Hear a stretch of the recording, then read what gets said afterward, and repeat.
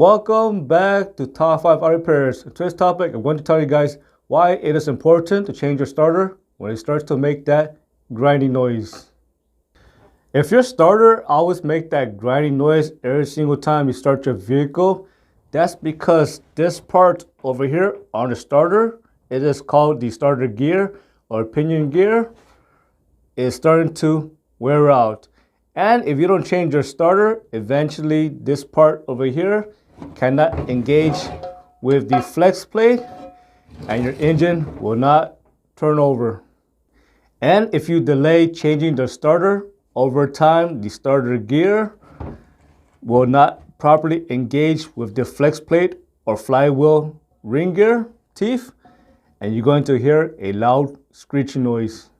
And if the starter pinion gear or starter gear is barely meshing with the flex plate ring gear, it can actually cause the flex plate ring gear teeth to start to wear out.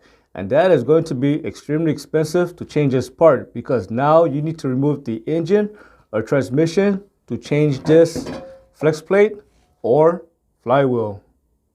If your starter is already grinding and when you change your starter, make sure to inspect the flywheel or flex plate teeth.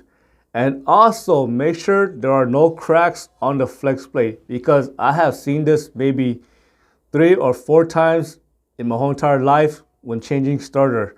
So the starter wasn't just an issue, it was also a flex plate issue caused by most likely a misalignment or some sort.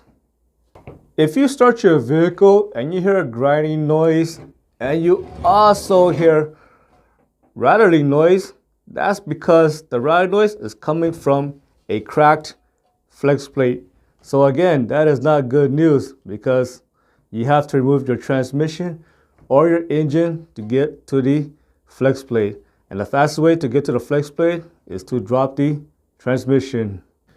If you change your starter with a new or rebuilt starter and you still hear grinding noise, you either have a bad flex plate or flywheel ring gear, or when you installed your starter, it was probably misaligned and you have to remove it and push it back in and make sure it's properly aligned, or maybe you didn't tighten a bolt all the way.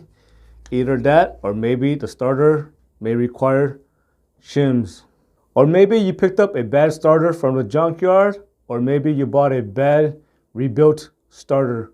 I hope you found this repair lesson informative. As always, thank you for watching and subscribe to Top 5 Auto Repairs.